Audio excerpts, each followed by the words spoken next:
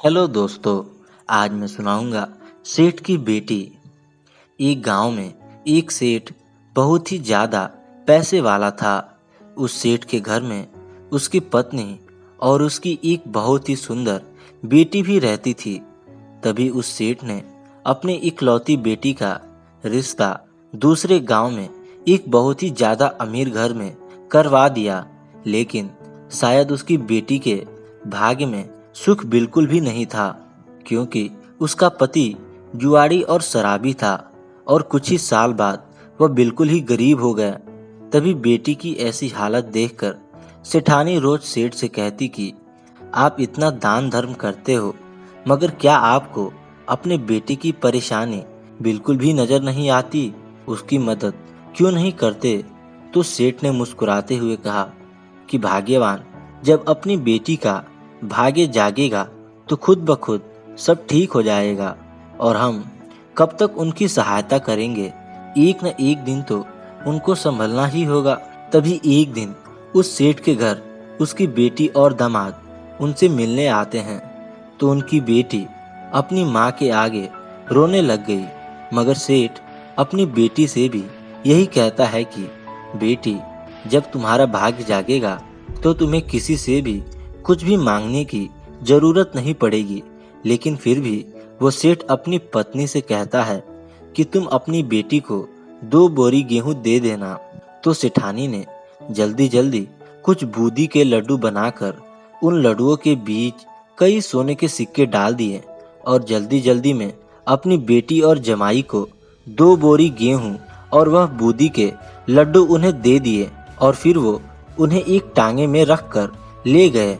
तो उस लड़की के पति ने सोचा कि इस टांगे वाले को किराया न देकर सास के दिए हुए लड्डू दे देंगे और अपना किराया भी बच जाएगा। तभी वो टांगे वाला उनका सामान उनके घर पर उतार देता है, और तभी उस लड़की के पति ने उसे कहा कि हमारे पास किराया नहीं है, ऐसा करो कि तुम ये लड्डू ले जाओ।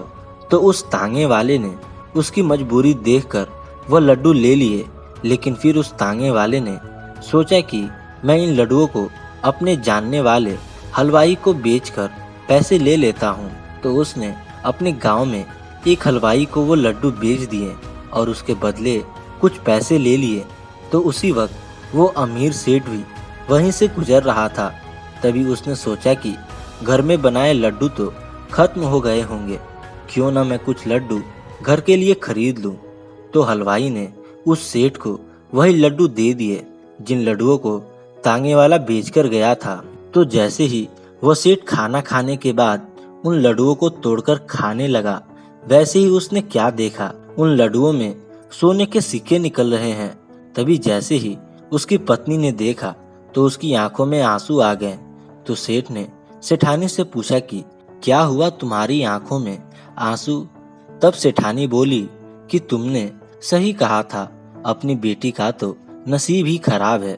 मैंने उसे तुमसे छुपाकर इन लड्डुओं में कुछ सोने के सिक्के दिए थे, लेकिन ये लड्डू तो आपके हाथों में हैं। तभी उसने अपनी पत्नी को अपने सीने से लगाकर कहा कि भाग्यवान, मैंने कहा था ना कि बिना भाग्य के किसी को एक दाना भी नहीं मिल सकता, और ये लीला तो उस ईश्वर की है, और जब वो चाहेगा तो अपनी बेटी को किसी के भी आगे हाथ फैलाने की कोई भी जरूरत नहीं पड़ेगी, और एक दिन उसका भी भाग्य जरूर चमकेगा। तो दोस्तों, वाकई में बिना भाग्य के जीवन में कुछ भी नहीं। लेकिन दोस्तों, हमेशा आप अच्छे कर्म या अच्छे काम करते रहेंगे तो एक दिन भाग्य भी आपके पीछे भागने पर मजबूर हो जाएगा। तो दोस्तों, कैसी लगी ये कहानी कमेंट करके जरूर बताएं, और ऐसी मज़ेदार कहानियाँ सुनने के लिए हमारे चैनल को सब्सक्राइब कर लें और ज़्यादा से ज़्यादा शेयर करें। धन्यवाद।